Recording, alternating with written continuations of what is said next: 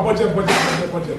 You know, people think when you say Nigeria's budget is 3 trillion this year, you think that what that means is that you have 3 trillion in the bank. That's not what it means. And so Nigerians say, Nigeria, you know, we have a lot of money and all that. No. What it means is that that's the budget to run the economy for the year. In that budget, you have salaries, you have infrastructural projects, you have name it, you have, how do you call it, defense. You know, a lot of things are listed there. But it simply means that we need to find that money to fulfill those elements in the budget, right? And so if we don't find the money, that means we don't fulfill the budget, and it actually means that Nigeria could actually have a negative growth in that particular fiscal year, right? So it's important that you understand this. So they decided to diversify the Nigerian economy by going into agriculture and a whole lot of textile, and then they came up with the zero oil plan. So the federal government started saying, you the exporters, we need you. We need an army of exporters who will take commodities from Nigeria, whether finished or unfinished, and export them and earn forex. Personally, I've always said that the idea of exporting raw materials is actually wrong. Because when we export raw materials, what we do is that we ship our jobs overseas. Now, the countries where we're shipping the raw material, okay, I'll give you an example. Cashew is one, but the beautiful example that I like, illustration that I like to give is chocolate, cocoa. Now, there are four major countries in Africa that farm and export cocoa. That is one, Ghana. Number one is Cote d'Ivoire. Number two is Ghana. I think Guinea-Bissau was 3. And then 4, Nigeria. Yes.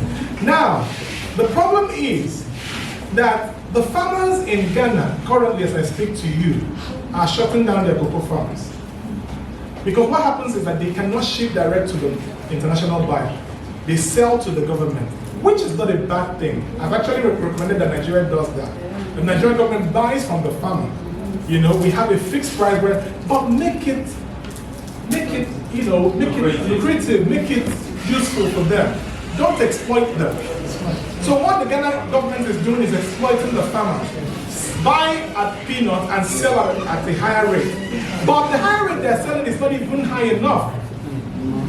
Do you understand? So at the end of the day, the Western countries, for example, Holland, has a product called the brownie. The brownie is making trillions of dollars annually from a product that is farmed in Africa, and the farmers are peasant and poor.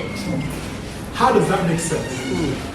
And so what we do is we take our raw materials and we send it to these Western countries. They process them into finished products, add value, increase prices, sell them globally, and send them to Nigeria. Make us pay an arm and a leg for this product that originated from Africa. How does that make sense? You know? So what I believe is that we need people to invest in industries. Yes. People who can afford it. Right? Invest in industries and, you know, process this into finished products and actually ship them overseas. Now, if Africa decided, Ghana decided recently that what we're going to do is that we're not going to sell our raw materials, our cocoa raw materials anymore. So they said, I think that what they did is 60-40. We'll do 60% processing in Ghana and 40 or 30% export. That's beautiful. That's beautiful. So that what that means is that Ghana begins to process, and actually they have some amazing chocolate products in Ghana right now. Right? And so that means we control prices and we make more. Because what happens with raw materials is a lot of times you're actually under pressure to sell because of the timeline it could rotten and all of that. But when you process, you increase shelf life. It could be there for the next 3 years. Actually, go far over. If you don't want to buy, leave it there. I'll find a buyer eventually, and eventually a buyer will come and buy. So that's important. It's very important for us to increase shelf life, right? So that's what Ghana is doing right now. But can you imagine that if every country on the African Union decided today that we won't sell our raw materials anymore, that will start making them into finished products? Europe and America, as you know them today, will cease to exist. And now let me tell you, that is the reason for the corruption in Africa. That's true. That is the reason for the corruption in Africa. The IMF, the World Bank, the European Union, the American government, the United Kingdom, and France, they understand that the day Africa rises, the standard of living as you know it in the West will drastically fall. And so how do they ensure that that never happens? They use wars, they use sickness, they use corrupt leaders. And so, look at Bill Gates coming to Africa right now to meet Dangote. Many of you don't know what is happening. That's why I'm here. I know very well what is happening. And I know why he's come to Nigeria. And I know what he's working on. Right? And so, if our current leaders were not corrupt, they wouldn't have their way. But, look at it again. The uncorrupt ones who try to resist them were also killed. People like Thomas Sankara. That's right. Gaddafi, that's right. And the most recent one, the man that I really love, Magufuli of Tanzania. He died mysteriously because he said there is no landing for the West in my country. It's my country first, it's my citizens first. Every policy has to be about the people and how we can move Tanzania forward. And Tanzania for the longest time was one of the strongest economies in Africa because of its policies. What did they do? They killed him. Now, you wonder why African leaders are corrupt. It's because a lot of them are not really ready to die. So we are in a fix, but that's not why we're here. The point is this: we need to decide that we'll begin to manufacture more than we import, right? If we can begin to finish our products, use our raw materials to make finished products and export them, Africa will be wealthy. Nigeria will be wealthy. There are various types of export, each catering to the different products, industries, and market dynamics. The paper provides an overview of the different types of export, including goods, services, direct export, indirect export, re-export, and virtual export. Number one, goods export. What is goods export? Somebody tell me. I'm the teacher. I'm the teacher. Yeah, this class shouldn't be dull. Yeah? I'm Mastokori. I will make you stand up now if you don't work with me. Goods export to beginning, goods and services, goods to beginning, goods export. Somebody tell me. Okay, tell me. Just like the name implies, goods, simply goods. Yeah, because if you say that's not the thing implies, it could also mean that the product is good. All right.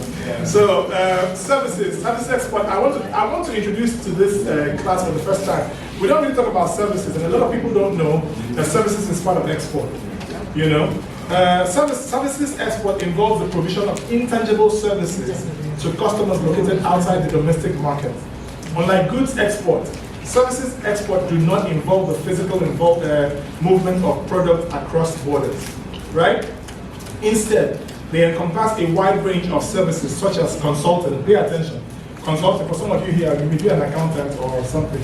You're not sure you export when you actually have a service that you can actually start exporting. So they encompass a wide range of services such as consulting, financial services, software development, tourism, healthcare, education, transportation, and entertainment, right?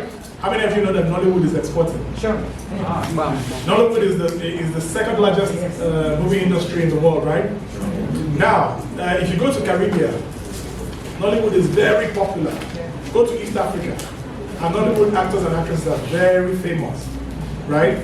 Mama G, you know her very well. Aki Aboko. Me that is in Nigeria, I don't even watch all that stuff. but you travel overseas and they tell you about Mama G and Aki Aboko and all of that. So Nollywood is exporting and actually earning, let me say, millions of dollars actually for Nigeria, right? Now, how many of you know that these skit makers that you see on the internet are exporting? Yeah. Right? They are acting these silly things that they're doing, you know, and posting them on social media. But they are gaining global audience. They have global participation, global followers that actually make them money, right? Because the more people follow you, the bigger your influence. And the bigger your influence, the bigger brands pay you to actually represent them. So they're exporting, right? So you see, knowledge is power. There are certain things that you can export, and then you don't really need a large investment. Sometimes all you need is just a camera or a good phone, right? Some of them are using just phones and they are raking in dollars, right? I talked about Wadamaya, the Ghanaian YouTuber, the most influential YouTuber in Africa. I happen to represent him in Nigeria. Now, Wadamaya is a young man in his 30s, but he's so influential and single-handedly, he's behind the return of many African Americans to Africa. Yes, many African Americans and Caribbean citizens are moving to Africa in droves, simply because of this young man's video. So you can see his influence, and he's making a lot of money in the process, right? So that is to say, services are exportable. And so you have healthcare, tourism, education, transportation, and entertainment.